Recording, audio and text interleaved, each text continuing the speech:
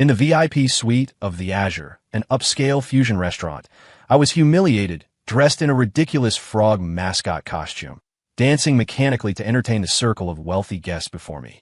Kiss here. Give us a real French kiss. Truly the prom king and queen of our year.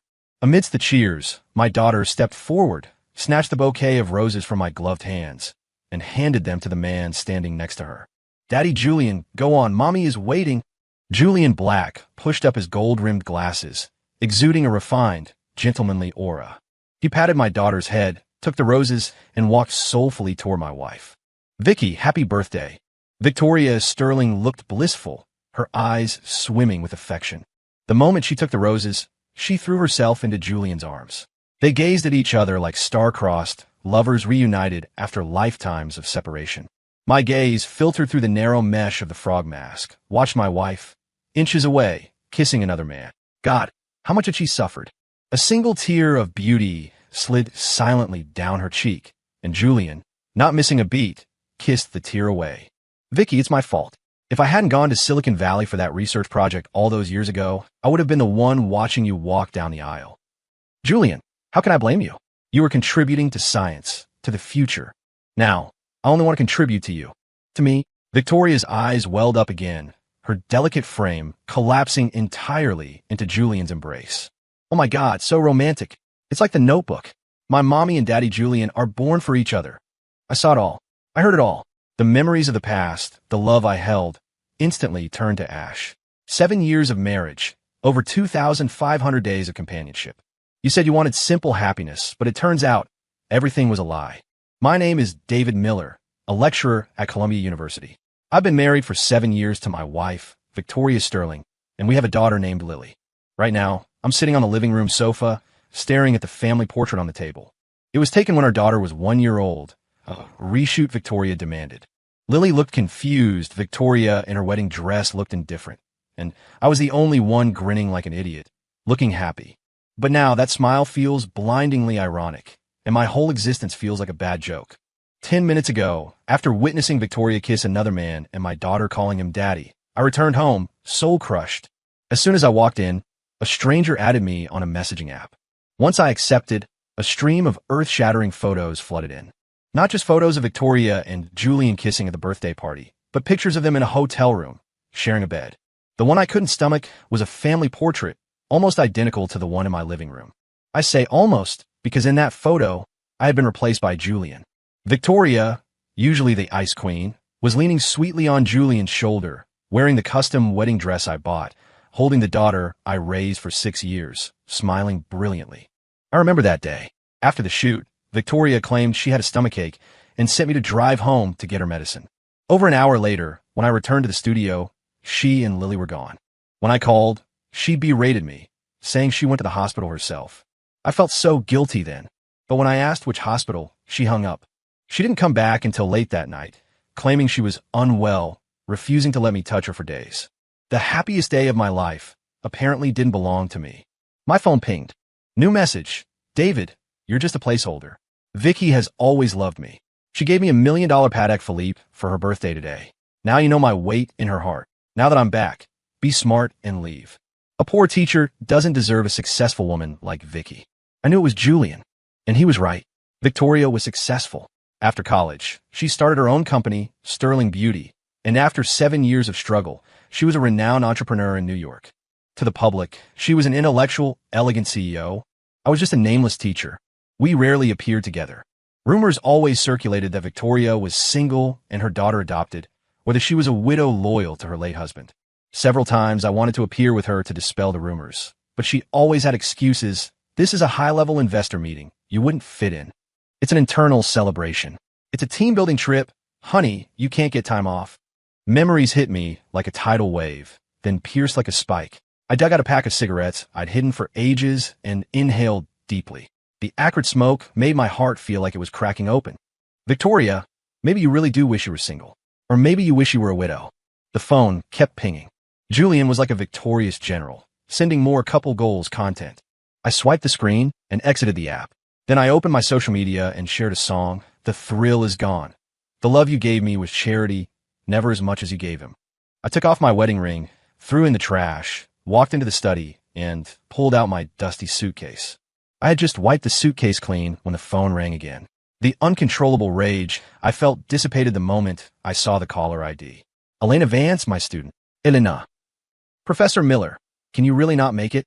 This morning, Elena had called, saying the class of 18 was holding a reunion tonight and hoped I could attend. At the time, I was trying on a frog suit, planning to crash Victoria's birthday party. Victoria hadn't invited me, claiming it was a small gathering thrown by business partners, strictly women only. So I planned to show up anonymously to surprise her. Well, she certainly surprised me. Professor Miller? Are you listening? Elena, I can come. Really? You guys keep it down. Elena's voice was excited on the other end. We're the Vortex Club. Professor, I'll send a car for you. No need, I'll drive myself. Teaching at Columbia wasn't my original intention. My mentor was leading a project on a new type of motor coolant and begged me to join his team. I agreed, but the real reason was that Victoria wanted to stay in the city. On the drive, snippets of past happiness played like a film reel in my mind. The most precious frame was Victoria boldly proposing to me in front of the library. Hearing the crowd chant, "Say yes. Say yes," my mind went blank.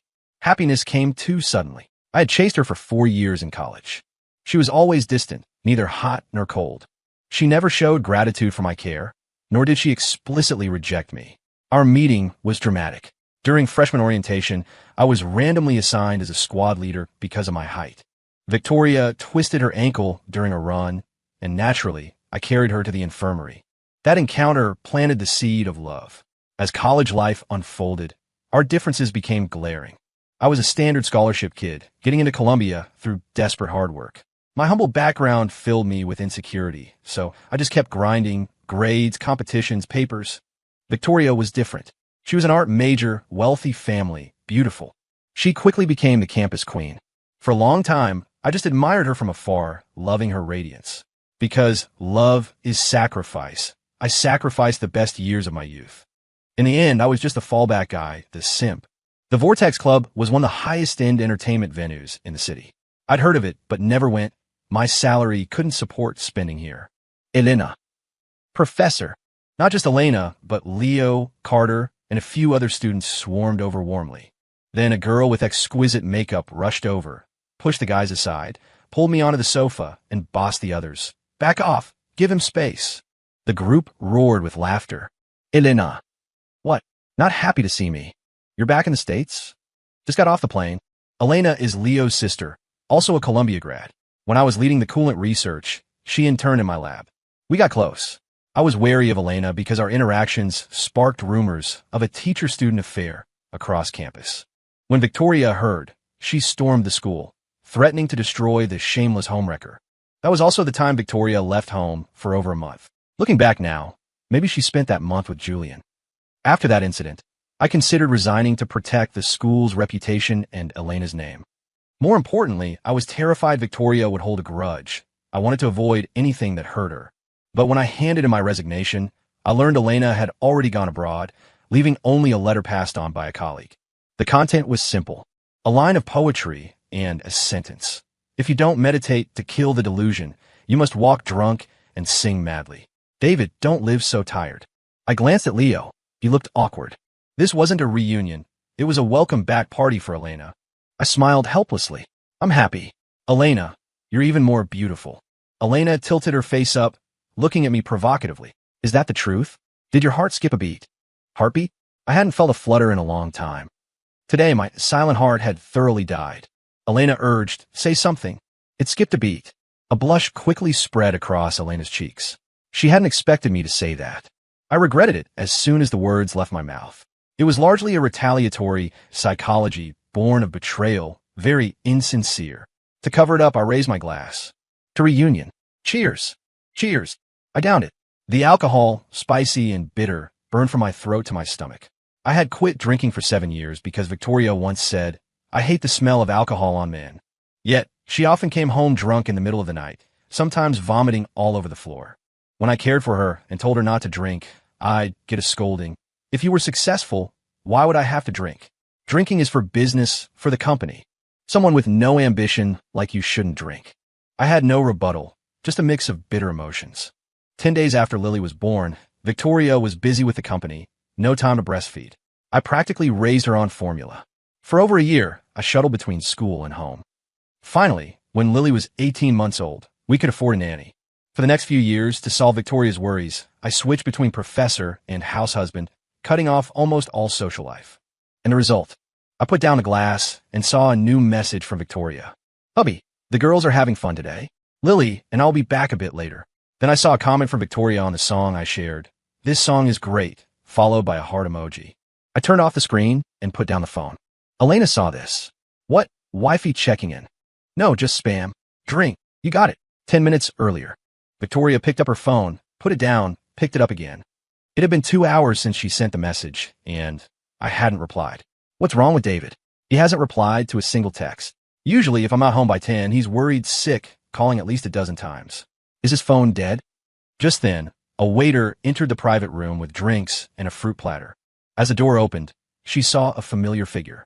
It was me, passing by, heading to the room Leo booked. David? Victoria stood up in shock. She took a step, but Julian grabbed her arm. Vicky, what's wrong? You look distracted. Julian, I think I saw David. No way. Would he come to a high-end place like this? Besides, he doesn't know you're here. I'm not mistaken. That gray jacket, I know it. Julian pulled Victoria into his arms with a little force, rubbing her chin with his finger, his gold glasses nearing her lips. That dirt-cheap jacket? Every construction worker wears that. Probably someone the club hired to fix a pipe. Really? Victoria hesitative. Her best friend Chloe chimed in coyly. Oh, you two stop showing off. It's too sweet. Madison, her other friend, leaned in dramatically. Julian, I'm quite a catch too, consider me. Victoria pushed her away, snuggling into Julian. Warning you, don't hit on Julian, or I'm canceling your bonuses. Madison laughed. Don't, Vicky. I'm joking. Chloe started chanting. Vicky, if you want us to back off, you have to defend your territory with action. Ow. A 30-second French kiss. Madison added, no, at least a minute. The others cheered, 2 minutes. No, 5. Julian took off his glasses gracefully, gazing deeply. Victoria felt herself falling into a pool of tenderness, her lips trembling. They entangled. The waiter set down the fruit.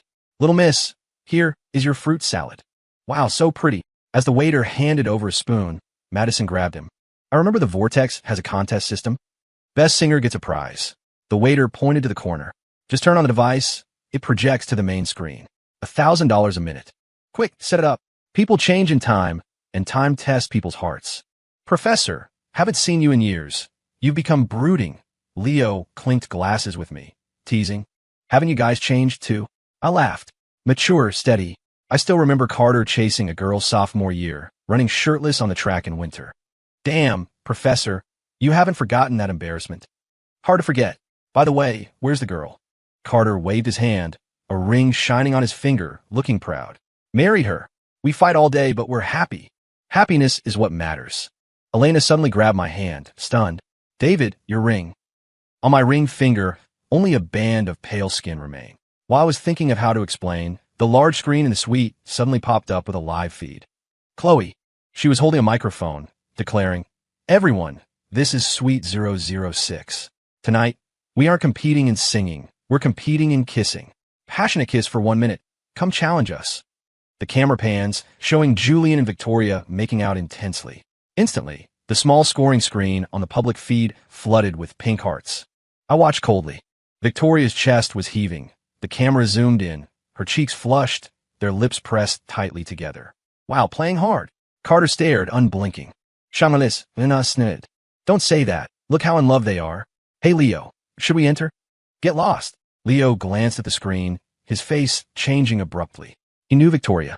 Leo's father was the CEO of Vance Enterprises, a titan in the city. Years ago, to raise capital for Victoria's startup, I begged everyone I knew.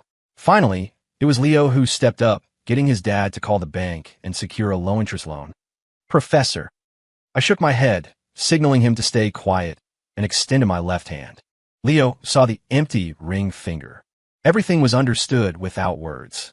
Elena sensed something was wrong and leaned in. Leo, what is it? Leo frowned deep. That woman. That's the professor's wife. What?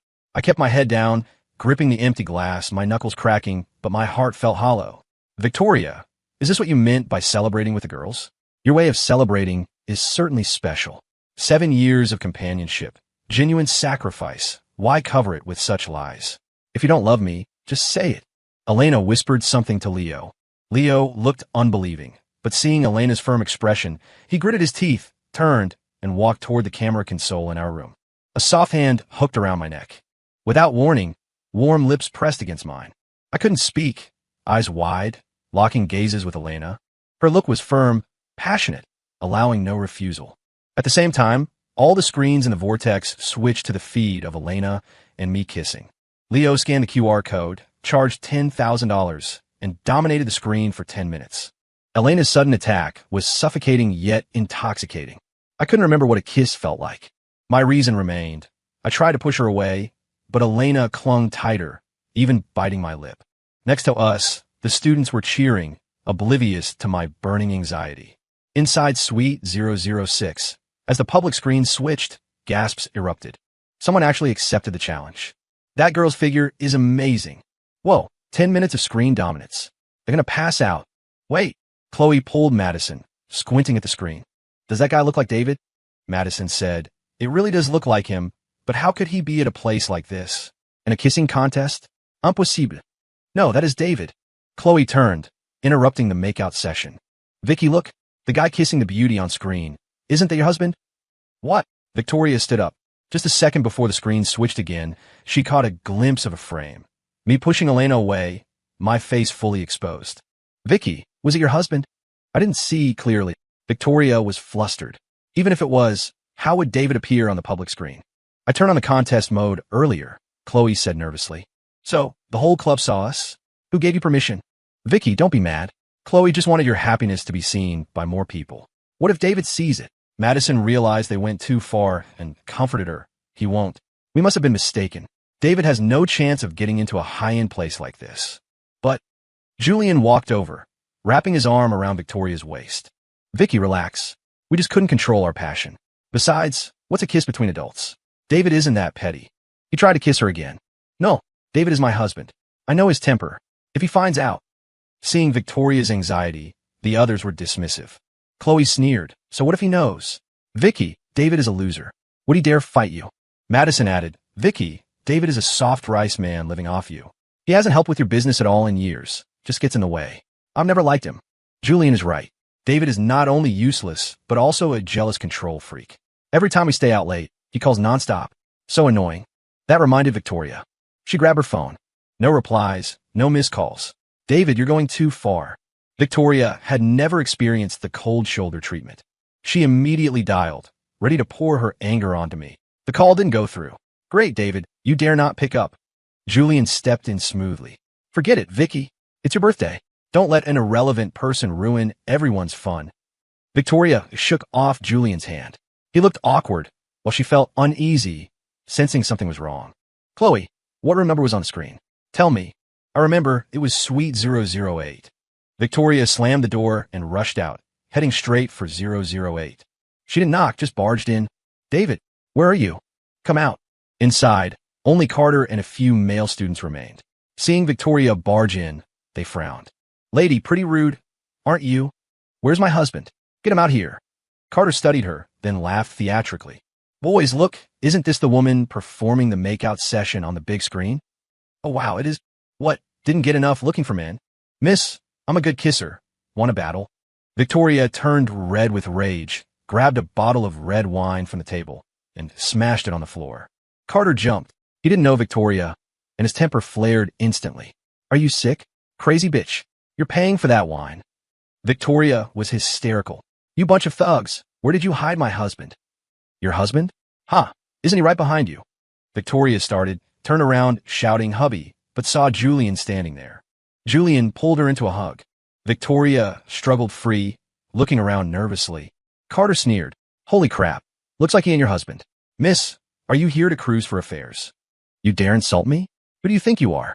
Dare to be arrogant again, and I'll slap you. What a piece of work. Julian adopted a white knight stance, holding Victoria's shoulder, sneering. Trash. My wife is the CEO of Sterling Beauty. You bunch of hillbillies pooling money for drinks. Don't push your luck. Julian, quiet. I really am the CEO of Sterling Beauty. Whoever tells me where my husband is, I'll give them $10,000. Ooh, female CEO? Carter feigned shock. That company that makes face masks? Heard of it. Got some cash, but not enough to flex here. Big talk, kid. Who are you? Me? Carter sat down leisurely. My dad is the CEO of Banks Corp. You guys, introduce yourselves to this beautiful CEO's side piece. The other students, in mocking tones, announced their backgrounds one by one. Ascension Precision Tech, Oceanic Entertainment Group, East China Elite Law Firm. One after another. The atmosphere shifted instantly. Julian's expression changed. He never dreamed that these young guys in front of him were the crown princes of the city's elite. Victoria was burning with anxiety, losing control. Shut up. I don't care who you are. Tell me, where's my husband? Seems that guy really isn't your husband. So you were hugging and kissing so intensely, yet you have the face to look for your husband. You. Victoria tried to compose herself. I'm not arguing with you. Just answer me. Was there a couple kissing in here just now? So what if there was? You know them. The man was my husband. Everyone's face changed, not just Carter's. What's your husband's name? David Miller. So you are the professor's wife. Who are you people? We are Professor Miller's students. Hearing they were my students, Julian's spine straightened instantly. His tone became aggressive. A bunch of punks pretending to be rich kids.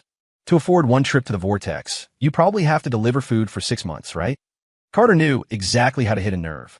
He laughed coldly. Does a homewrecker like you have the right to speak? Piss off. Kid, don't think spending here once makes you high class. Julian looked around. Took plenty of photos to post on Instagram to fake wealth, didn't you? Carter laughed in disbelief. He snapped his fingers. A slightly panicked waiter ran in from the door. Tell this cheating trash how much this room costs. Supreme VIP 008. Minimum spend $10,000 per session. And tell him how much I spend. Mr. Banks, you have an annual membership. $5 million deposit base. Carter glanced at Julian, smiling without warmth. Trash, did you hear that? Julian had been enduring, but being called trash and homewrecker repeatedly finally broke him. You social bottom feeder garbage. Stop pretending. Kneel and apologize right now, and I might consider forgiving you. Otherwise, I'll make sure you can't survive in this city. Carter grinned. Boys, in this city, there's actually someone who dares ask me to kneel. Carter, why talk to him? Get him. The group swarmed, pinned Julian to the ground without a word, and started beating him. You dare hit me? You're done for. Mommy, not the face. Vicky, save me. Wine bottles, shoe soles, trash cans, everything rained down on him. While Julian wailed, Victoria had already vanished. Carter walked over, grabbing Julian by the hair. Still want me to kneel? No, I don't dare. Your name is Julian Black, right? Listen well. I hate male whores who wreck families, especially my teacher's family. I was wrong, never again. Julian begged, while gritting his teeth. What a coward. Carter grabbed a bottle of red wine and shoved it into Julian's mouth, forcing it down. Don't be shy. This bottle is $2,000. My treat. The waiter hid by the door, watching nervously, shaking his head. While Suite 008 was in chaos, I had reached the parking lot. Behind me, Leo and Elena chased after me. Professor, are you okay? Leo asked with concern, glancing nervously at Elena. Don't worry, I'm fine. But how can you swallow this insult? I raised my left hand again. The empty ring finger stated my position. Leo, if it's convenient, find me a divorce lawyer. Divorce? Elena grabbed my arm. David, you really want a divorce? I pretended to casually withdraw my arm and said slowly, divorce is a good thing for both me and Victoria. Leo couldn't believe it. Finding a lawyer is easy, but, Professor, can you really let go? I only hold on if it's worth it. Yes, Victoria wasn't worth it anymore. Okay, I'll find the best divorce lawyer. Elena grabbed my arm again. Don't wait for a designated driver. Come on, my driver will take you. No need. Let's go. Elena bossily pulled me toward her luxury car. Leo watched our backs, shaking his head, muttering to himself, Sis, if you're using Professor Miller as a shield against arranged marriage, you're going to regret it. He's the kind of man who quits smoking cold turkey. Downstairs, Elena told the driver to leave first, then push me into the elevator. Going to my place? Not welcome. A day ago, I would never have agreed to this. Since moving into this apartment, outsiders rarely visited, let alone strange women. The only female outsider was the nanny. Welcome, just nothing good to host you with. Tap water is fine. Not that bad. No signal in the elevator. As soon as we stepped out, several missed call notifications popped up. All for Victoria. Good. Saves me the trouble of hanging up. Inside, Elena spun around, pulling me to the sofa. Small but nice. Can't compare to your family's villa. You could buy a villa. Elena leaned in. Or move into mine. Stop joking. I stood up quickly, heading to the kitchen. Wait, I'll get you a drink. Before I reached the kitchen, I heard a lighter flick. When I returned with a soda, Elena was coughing violently. I snatched the cigarette. Easy, don't choke. Why are you smoking? It's your cigarette. I want to taste it. Silly girl, this pack is years old. What? Elena choked again, spraying soda on my face and her shirt. Why keep a pack so long? I used to smoke one while lesson planning. Later, Victoria forbids smoking in the house. Never smoked again. Just broke the streak today. Elena tilted her head, eyes rolling playfully. So, Professor Miller, what's the plan? I'm a poor man, but I don't lack loyalty to my partner. So I don't like flawed love. Besides, the love is pretty much gone. You don't plan to give Victoria another chance. I picked up a cigarette, but give her 10 chances, 100 chances, the part of this cigarette that turned to ash can't be restored. Elena leaned her face close again. Good. I'll handle your divorce case. I'll make sure you get more assets. I laughed. I'm a poor teacher. Where would assets come from? Maybe 10 grand in savings. 3 years ago, when Victoria's company took off, she covered the household expenses so I could save a little. All right, she gave me $1,000 a month for allowance. As for marital assets, there wasn't much to divide. The company was hers. I didn't want to take advantage. Elena looked at me skeptically. David, jokes have limits. How can you only have 10 grand? Oh, how much should I have? Annual patent licensing fees alone are over 10 million. Patent? What patent? Remember the new motor coolant project? I thought for a moment. I remember, but that project failed. The cooling efficiency didn't meet standards. I know that, Elena explained. But to increase capacity, didn't you research an auxiliary hydrophilic material? Yes, the booster agent. That's the one. It can totally replace hyaluronic acid, and the dermal penetration rate is double. So what? Elena stood up in shock, staring at me. Do you really not understand? Using that hydrophilic material in beauty products is revolutionary. But I never sold that patent. Lying to me again? Elena pulled out her phone, searched, and held it to my face. 3 years ago, you transferred it to this company. When I saw the words Sterling Beauty Group, I froze. That was Victoria's company. 3 years ago, I vaguely remembered being busy in the kitchen when Victoria brought a pile of documents for me to sign. Hubby, this is insurance I bought for you. Hubby, this is the school's safety notice for Lily. Hubby, this is your physical exam report. Victoria was rarely clingy. I didn't even look, just signed hurriedly. By the time I finished cooking, Victoria was gone, leaving only the nanny with our daughter. I took the phone, clicked on transfer fee. It showed a 10-year term, annual payment, $12,000. $12,000 a year, $1,000 a month. No wonder.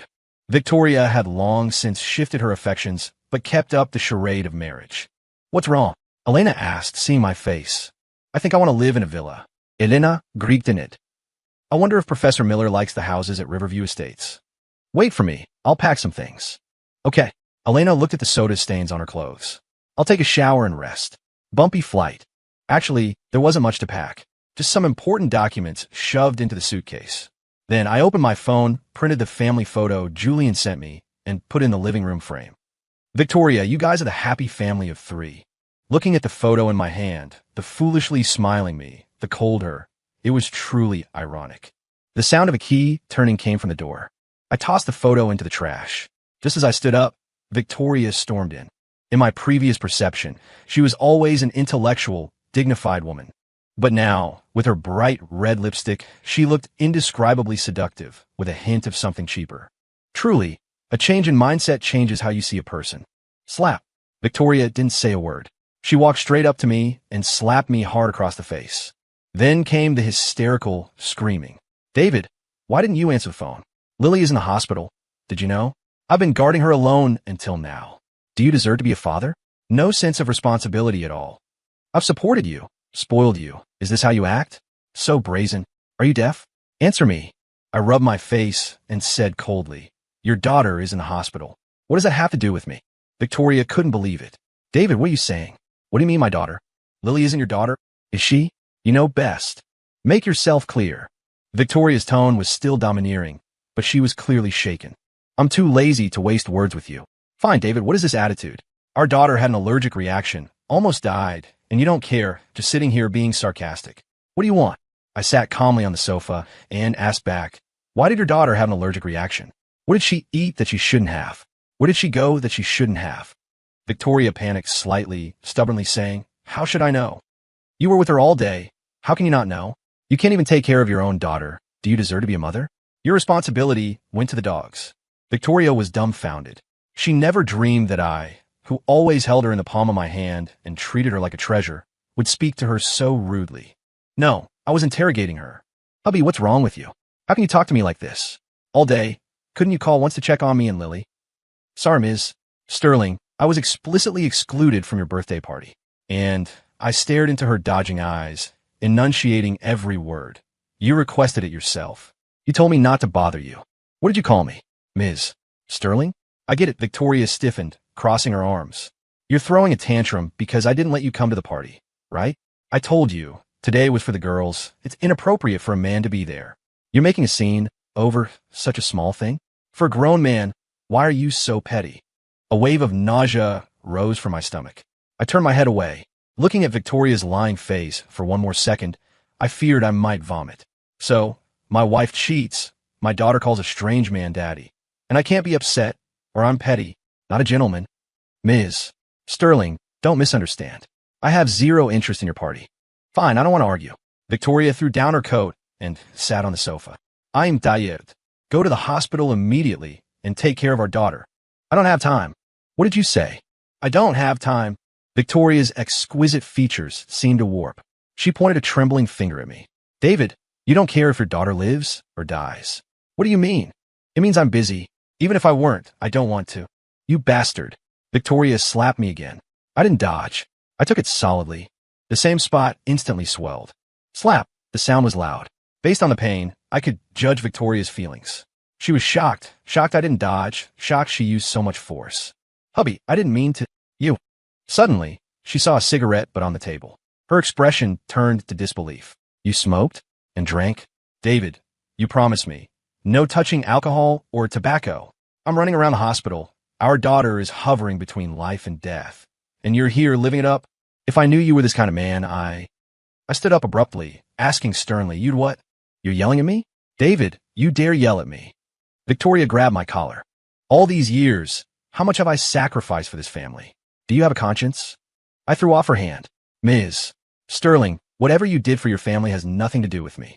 I used too much force." Victoria fell onto the sofa, looking shocked. "You're going to use domestic violence on me? David, you animal." Just then, the front door opened. Chloe and Madison barged in rudely.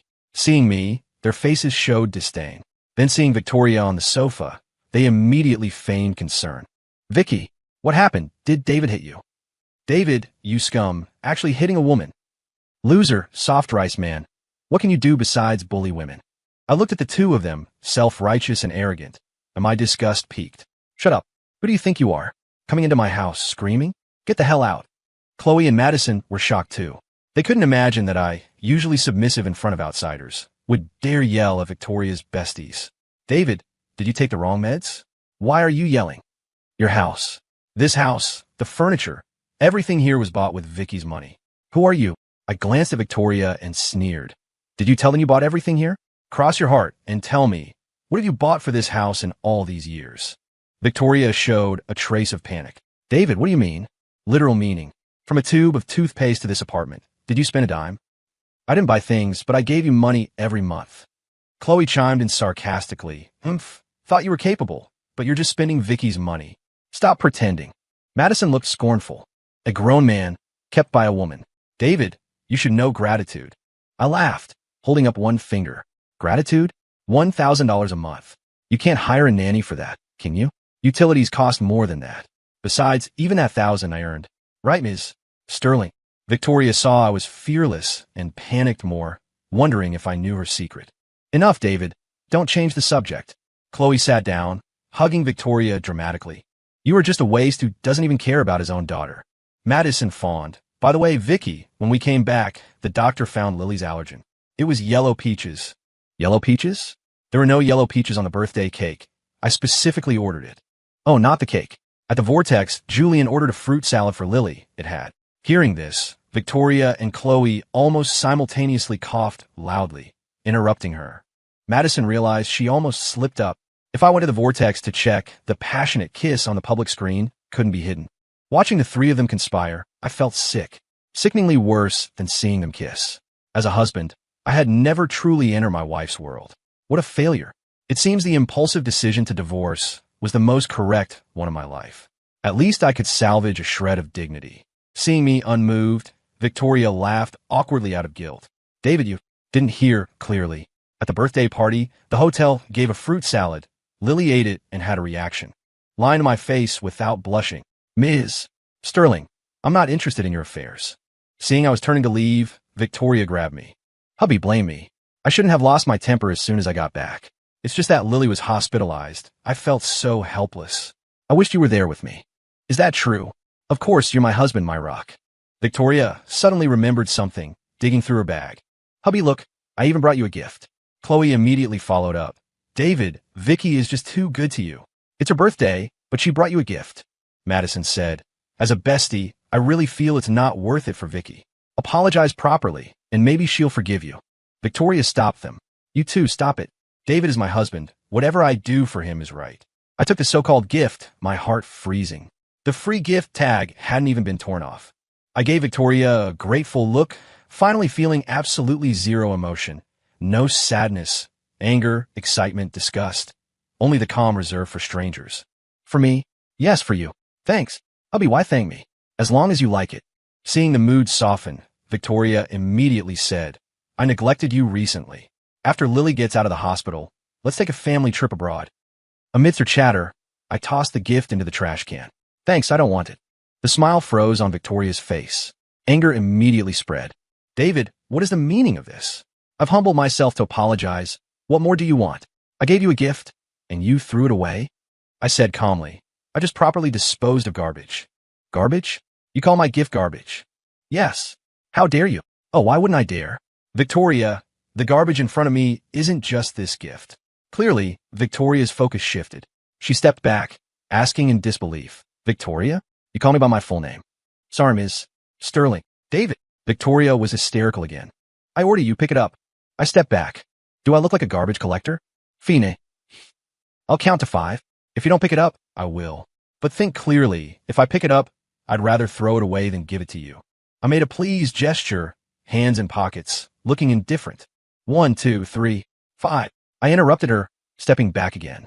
Victoria gritted her teeth, bent down, and pulled the gift from the trash. She also pulled out a photo. The family portrait. The gift fell from Victoria's hand back into the bin. Her hand clutched the photo, her whole body trembling. David, what is this? Did you do this? Correct. Why? I told you, just properly handling garbage.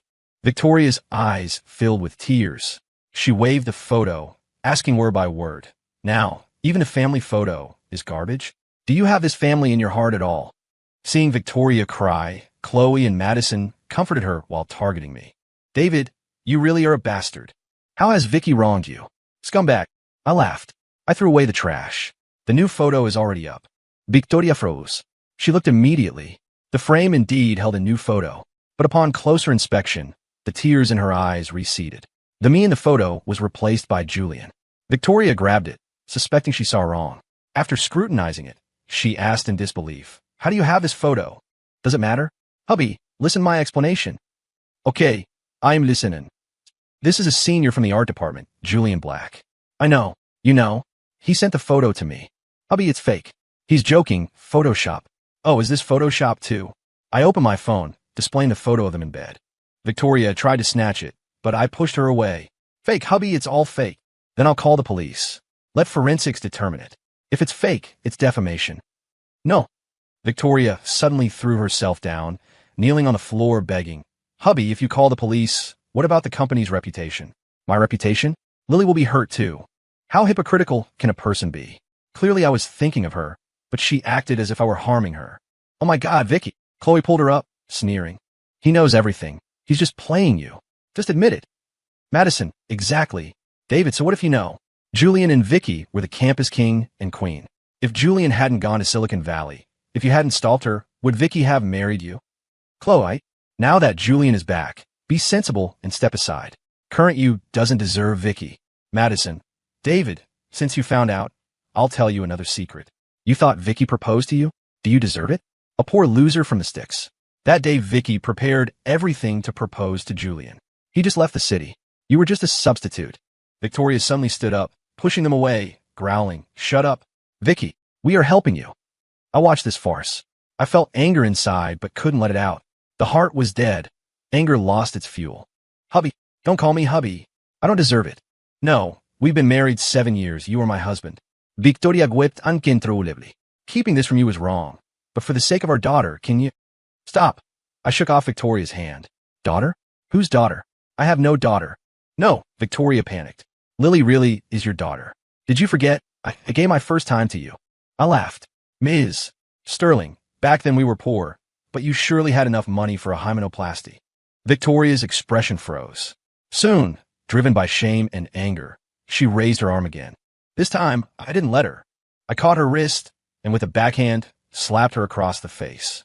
Victoria covered her face, shooting a look of venomous hatred at me. "David, you're crazy. You dare hit Vicky. Hitting a woman? Are you a man?" Chloe and Madison, shocked, opened fire on me. I didn't back down, channeling years of their insults into power. Slap, slap, one slap for each. "Listen, you two bitches. From now on, don't act arrogant in front of me. I have been silent too long." My anger probably looked demonic to them. Victoria knew she was in the wrong and feared the patent issue leaking, so she lunged, hugging me tight. "Hubby, I was wrong. Forgive me." Just then, Madison, like she discovered a new continent, picked up a cigarette butt. "Vicky, look, what is this?" I looked. The butt had a lipstick mark. My heart sank. That was the cigarette Elena just smoked. Victoria took it, her attitude instantly shifting. "David, what is this? This isn't my shade." Suddenly, the bedroom door opened. A lazy voice drifted out. "David, why so loud?" All eyes turned. A curvaceous figure walked out of the bedroom. It was my first time seeing this too. Elena was wearing my shirt, loosely exposing shoulder, long white legs bare, hair messy, eyes sleepy. "David, who is she? Why is she in our bedroom?" Seeing Victoria about to charge, I grabbed her, shielding Elena behind me. "Ms. Sterling, what are you doing?" Victoria shook, pointing at me. Good. I said you were acting strange today. It must be because of this woman." "Who is she?" Before I spoke, Elena hugged my arm, saying provocatively, "I'm Elena Vance." "Ms. Sterling, we meet again." "Nah. You're that homewrecker." "Ms. Sterling, watch your language." "David, you're defending her?" Victoria teared up. "I get it. You slut, seducing my husband." Elena hugged tighter, saying calmly, "Yes, I seduced him." Victoria rushed over. I pushed her to the floor, looking down. "Victoria, don't think everyone is as dirty as you. Elena and I are innocent." "Innocent?" Victoria gritted her teeth. "Years ago, you had that student-teacher affair. I was kept in the dark. You cheated long ago." Madison and Chloe wanted to help, but were scared off by my fierce look. I moved Elena's hand aside and walked slowly to Victoria. "Victoria, who are you performing deep affection for?" "Your daughter is named Lily. Si Xia, thinking of Xia. Your company is named Sterling, Xia AI, loving Xia. You've always been devoted to Julian. You deceived me for 7 years. So what if I cheated? Throw whatever mud you want, but I'm telling you, Elena just returned today. Don't drag her into this." Victoria, having caught my leverage, wouldn't let go. She stood up coldly. "Elena?" Calling her so intimately. "David, to defend your mistress, you really have no shame. Didn't you hear her say we met again? So what? If she just returned today, how could she meet me again? I've only heard of her, never seen her." Elena rubbed her hair, sneering. "Ms. Sterling, you really have a bad memory. Need a reminder?" "You, what do you mean?" "The vortex. Kissing contest." Victoria's look of feigned anger instantly turned to panic. She tried hard to cover it. "I don't know what you're talking about." Madison realized suddenly, grabbing Victoria. "Vicky," I said the man on the screen was David. Chloe chimed in. "That woman was you? Making out with a married man in public. You have no shame." Elena reacted fast.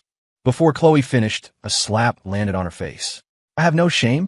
A married woman starting a kissing match with her white moonlight. That's dignified? You dare hit me? Hitting toxic friends needs a special date." Elena hid behind me after slapping her, taunting them. I was secretly shocked and ashamed. Elena was decisive. "Vicky, look how arrogant David is." "Yeah, Vicky, can't spoil him anymore." Victoria stood motionless, locking eyes with me. After a long while, she turned to the sycophants behind her. "Get out." "Vicky, what?" I said, "Get out. Get out of my house." "Vicky, are you crazy?" It's all your fault. Challenging some kissing contest. Otherwise, would David have seen? Get out. Victoria screamed. The two were angry but didn't dare offend Victoria, leaving resentfully. David, no, hubby, I chased him away. You're not mad, right? Victoria's sorrowful eyes, crystal tears, her killer move. In the past, no matter what, I'd forgive her. She believed she'd succeed this time too. I pushed her away gently. Victoria, let's divorce. Hearing divorce, Victoria turned to stone. But I was sincere. Victoria, your friends were right. I don't deserve you anymore. I'm sorry I made you suffer with me for so many years. But I insist. I never hurt you during the marriage. Let's part amicably. Victoria seemed stupefied, shaking her head, mumbling, You want to divorce me? I don't believe it. You loved me for 7 years. No matter what I did, you tolerated and forgave me. This time is the same. No, Victoria, this time is different. I may be poor, but I don't collect trash. You say I'm dirty? Fine, I'm dirty. Okay, let's divorce. Elena looked at me with adoration, which triggered Victoria's nerves further. I know, you want a divorce to be with this woman, right? Dream on. I admit, I neglected you. You're a man, you have needs. Hubby, she's dressed like that in our bed. I already forgave you. Look, I'm not bad either. You chased her away. Tonight, I'll satisfy you properly. I felt nauseous, especially since the usually high and mighty Victoria was now acting coy and debased. It wasn't hard to imagine how wild she played with Julian. Don't judge others by yourself. Elena is technically your junior from college. Victoria saw I was unmoved and glared at Elena. Junior? I think she's your lover. Say what you want. I glanced at the replaced family photo. After all, you have a lover too. He's your senior. Victoria desperately explained that Julian was just a nostalgic crush, an impulse, and she truly loved me. Victoria, 7 years. An impulse lasts 7 years. You love me? Yet you let our daughter call a strange man daddy. Screw your white moonlight. I only know I have a green prairie on my head. I didn't want to argue anymore. I grabbed Elena's hand and dragged the suitcase toward the door. Victoria blocked the door. I thought we'd have to tussle, but her phone rang. I glanced at it. Screen name, Love of My Life. Victoria looked at me awkwardly, continuing to lie. Hubby, don't go. It's the company, urgent matter. Answer it. Victoria lowered her voice. Why are you calling? Vicky, I was beaten by David. Nonsense, he is at home. How could he beat you? It was the thugs he hired.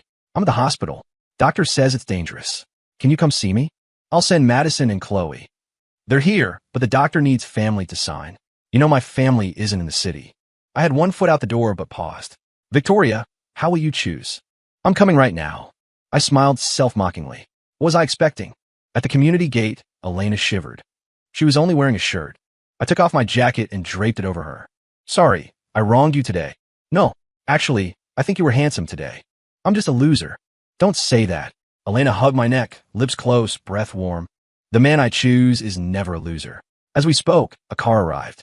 Victoria hurried downstairs and saw us. What are you doing? I didn't speak. I threw the luggage in the trunk, opened the door, and let Elena in. Victoria blocked the door. I make one call, and you can't wait to leave, pointing at Elena. With her? David, explain. What's there to explain? Aren't you leaving too? I have urgent company business. Go on then. Go play. Your love of my life is waiting. How did you know? Victoria panicked. David, listen to me. Did you know that group of students beat him up? Come to the hospital with me. Apologize to Julian, and he won't press charges. I push her hand away. Apologize? No need. Let him call the police. David, don't be ungrateful. If he presses charges, you're the instigator. I sneered. Seems my years of teaching paid off. How long will you be stubborn? I got in the car, locking the door. Go. Go have fun. Your love of my life might become a regret of a lifetime. The car started. Victoria banged on the window crazily. Elena shook her head. This woman is both evil and stupid. Stupid. David, I had Leo investigate Julian. Anything wrong? You are confused too. An art school dropout doing research? He has a nickname, the Duck King of the Northwest. Expert at licking rich women's toes. I smiled bitterly. Julian's lies couldn't withstand scrutiny. The problem was, love makes people blind, and Victoria chose to believe. I muttered, walk drunk and sing madly. David, what? Changing how I live. It's good. Riverview Estates. As soon as we entered, we encountered an awkward situation. Leo was there. Seeing Elena's state, he pulled me aside.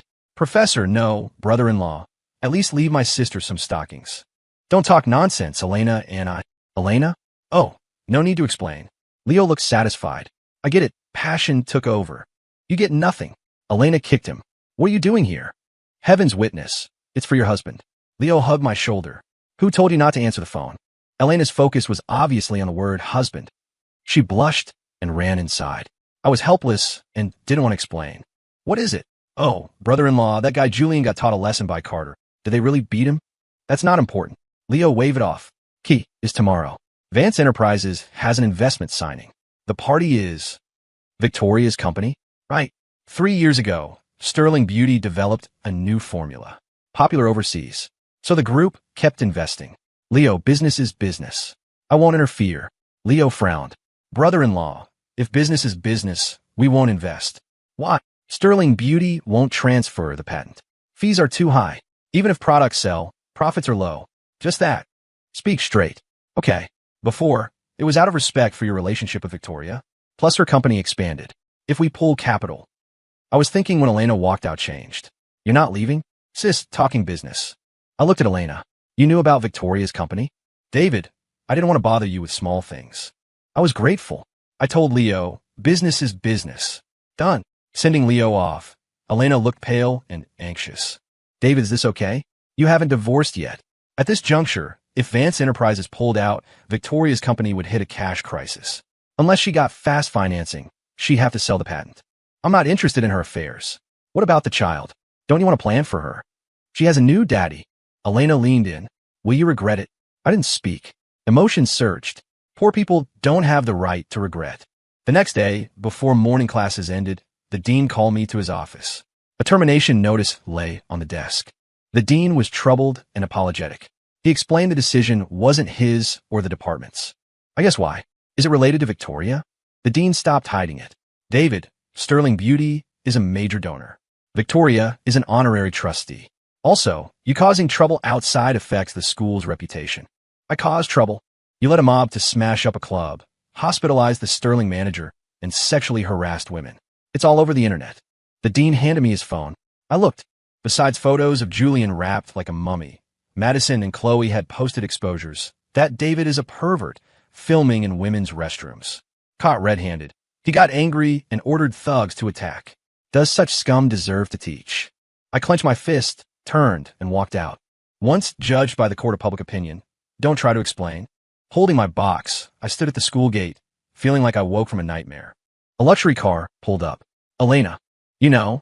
Yeah, Julian's doing. I smiled bitterly. Julian dared because Victoria allowed it.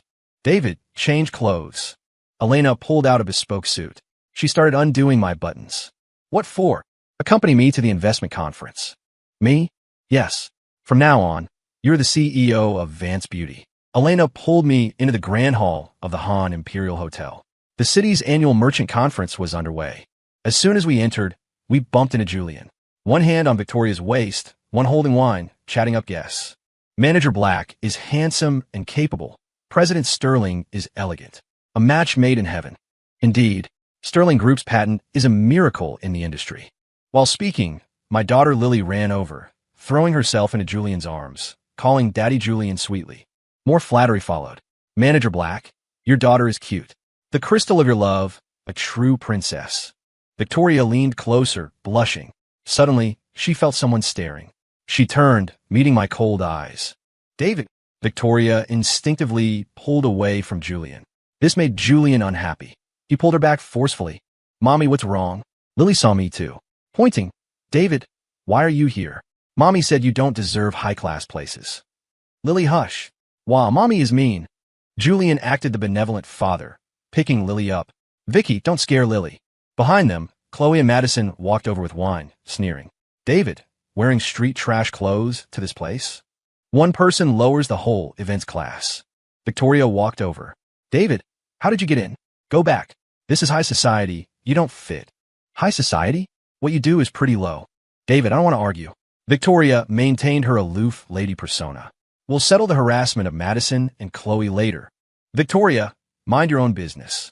I glanced at the besties. I'm not like you. So hungry you'd eat anything. Victoria flushed. David, how did you become so vile? What should I be? Thankful you cuckolded me?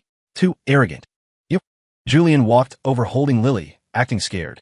David, we have misunderstandings. If you're unhappy, apologize to me. Or hit me again. He moved closer, then suddenly fell back, dropping Lily too. Lily! Victoria screamed, splashing red wine on my face. Julian screamed, David, hit me fine, but why hurt your own daughter?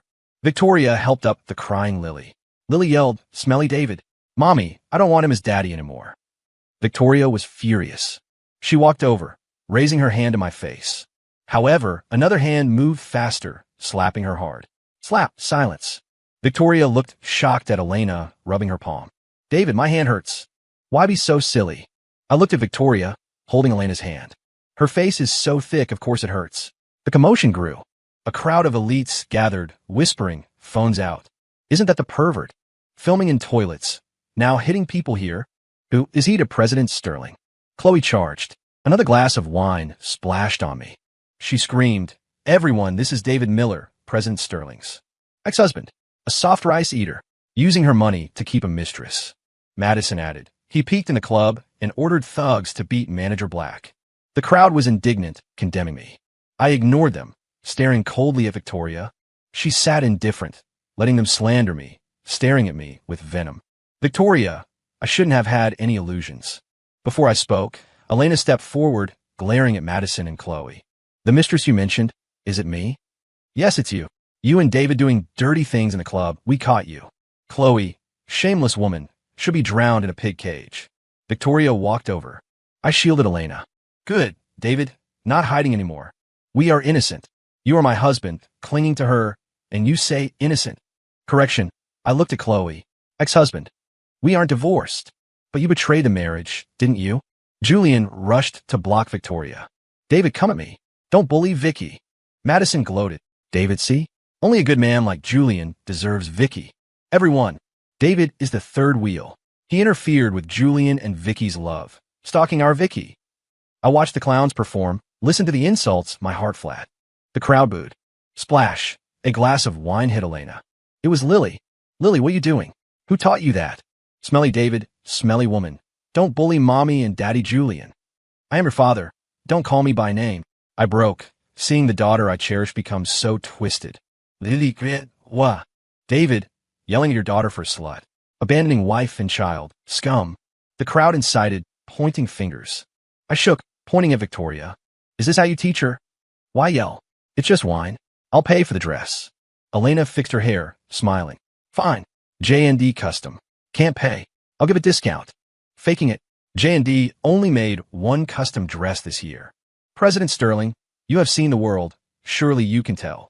Elena took off her brooch, showing it. OMG, that craftsmanship can't be fake. The badge is cloud brocade. That dress is at least 6 million. Victoria's pupils quaked. She forced calm. Just a knockoff bought online. A familiar, arrogant voice came from behind. President Sterling, your taste is terrible. Bad taste in clothes, worse in men. My sister wearing a knockoff? Joke of the year. Leo and Carter. The room buzzed. They didn't know Elena, but everyone knew this second-generation ancestor, Leo Vance. Victoria was confused but eager, greeting him. Mr. Vance, welcome. We welcome your continued investment. Leo sneered, finding Julian. You're Julian Black? Julian was flattered. Mr. Vance, I am Julian, GM of Sterling Group. You healed fast. What? Leo punched Julian in the face. He fell. Leo told Carter, see, hit like this. Carter laughed. Yesterday this grandson was crying for mercy, boring. Victoria gasped, hugging Julian. Mr. Vance, why hit people? Hit him, so what? Leo leaned down. Julian, gonna call the cops? Julian knew Carter. He realized the bragging yesterday was real. Mr. Vance, Mr. Banks, I was blind. Julian crawled up, dumping Victoria. Sirs, please forgive me. Leo frowned, disgusted. Ms. Sterling, I was right. Your taste in men sucks. Elena said, Leo, stop playing. Business. Leo nodded. 2 men entered with files. Brother-in-law. I whispered, don't call me that. Sooner or later. Leo handed the file. Group legal. Divorce agreement. What agreement? Victoria snatched it. Reading it, she shook. David, you really want a divorce? Think I'm joking? Or playing hard to get? Stop watching soap operas. Madison, David, you deserve to divorce Vicky? Vicky should dump you. Bitch, shut up. A slap to Madison scared off Chloe. I don't agree. Then what? Continue being fake husband and wife. Fake. I lived with you 7 years, bore a daughter, supported the house. Victoria, you disgust me. Say the self-move drama. Sign it. Victoria gritted her teeth, tearing the paper. Confetti fell. Don't dream of abandoning us to be happy with your mistress. Victoria was hysterical. She knew Elena's identity, but didn't care. It's okay, Ms. Sterling. Legal has plenty. Tear away. Useless. I won't agree. Elena whispered. David, I did something behind your back. Don't be mad. What? Elena looked at Carter. Carter smiled, evilly clapping. The screen started playing. The footage from a vortex. Victoria and Julian making out. Turn it off. Off. Victoria screamed. Then my chat logs. Julian's taunts. Finally, the family photo. Holy crap, President Sterling plays hard. Cuckolded her husband publicly. Hooked up 7 years ago. Public opinion flipped. David, you okay? Elena, thanks. Carter spoke. Everyone. These two sluts said Professor Miller molested them. Want to see how? Everyone froze. The screen switched. Hotel room. Julian hugging Madison and Chloe. The threesome scene exposed. Off. Turn it off. The three went mad, rushing for the power. An investment conference turned into a farce. I realized Elena arranged it all. Looking at the soul-lost Victoria, I left one sentence. See you at the Civil Affairs Bureau in 3 days. That day, Elena, as acting CEO of Vance Enterprises, announced terminating all cooperation with Sterling Beauty. A death sentence for Victoria's company. No one in the city would touch her. Learning this, I felt mixed emotions. When did love mutate? Desire and greed corroding marriage. With evidence public, opinion turned. Columbia called to rehire me. I refused. 3 days later. Bureau. Victoria pulled me, refusing to enter. David. I changed the company name to Love David Beauty. And Lily. Her name is Si Young. Thinking of David. Victoria. Useless now. Useful. Hubby. 7 years through wind and rain. You won't leave us, right? I pushed her away. I only went through wind and rain. I didn't get on the boat. No. Victoria rushed. Lily hugged my leg. I cut off Julian. We will be a happy family. Daddy, don't leave Si Young. I waited for them to calm down. Victoria, keep causing a scene. I sue for divorce. Why? Victoria wept, gritting teeth. I just made a mistake all women make. Right. Mistakes have punishments. Have you been punished? You don't act deep. I looked at the distant car. Let Julian out. Victoria turned panic. Julian peeked out. You can forgive the man who banged your besties? Disgusting. Did he say he made a mistake all men make? A perfect pair. Shut up. Fine, divorce. But you leave with nothing. Stop pretending? Good. Victoria waved. Julian ran over with the agreement. Sign. Elena stopped me. Let legal check. No need. I signed. Victoria snatched it, huddled with Julian, smiling. Let's go. Victoria wiped tears, marching in. I tried to follow. Julian blocked me. David, I won. Oh, won what? Victoria chose me. So what? A car driven for 7 years. I don't mind gifting it. Julian turned green. He thought I'd be humiliated. I pushed him aside. Moments later, holding the divorce certificate, I walked to Elena. David, congrats on freedom. Thanks. Victoria and Julian came out, smiling, holding marriage certificates. Praising Lily. Lily, good acting. I ignored them, holding Elena's hand. Wait. Victoria yelled. David, truth is, even without Vance Capital, my patent attracts international investors. Soon we move abroad. Seeing her gloating, Elena got angry. I stopped her. Victoria, you're in a good mood. Of course. If you stayed a house husband, I wouldn't hurt you. But you provoked Julian. True. I wanted to leave a path. Seems unnecessary. Victoria changed color. She knew I didn't make empty threats. But she was confident in the patent. Stop scaring me. Julian hugged her. Vicky, let's go to the villa. Hiding was hard. He looked at me. David, Vicky bought a house in Riverview Estates. You didn't know? You don't deserve to live there. Number 13? You know. I just know 13 is unlucky. I turned. Victoria grabbed me. What did you mean? You'll know in 3 days. On the way back, Elena looked at me. David, how are you so stable? I laughed. What emotion should I have? Hysterical? Violent? We are adults. Think of consequences. Love is a luxury. One flaw devalues it. No need to linger. Like a moldy apple. Looks shiny, but only fit for mold. Normal people won't bite. Elena looked unwilling. I took out a file. New formula. Complete process route. With this, You don't need to marry for business. Really? Elena was overjoyed. David, did you plan this from the start? No. The patent Victoria took was a byproduct. To match cooling, I lowered hydrophilic efficiency. This formula is better. 3 days later, Vance Enterprises announced a new generation hydrophilic formula, perfectly bypassing Victoria's patent, double effect, safer. The industry shook. Sterling stock crashed. 4th day, Elena went to arrange production. I took my luggage, walking out of Riverview Estates. The villa was luxury. I was just a guest. On the train home, I saw news. Breaking. Sterling Group Jim, Julian Black, and staff embezzled funds, attempted to flee. Police investigating.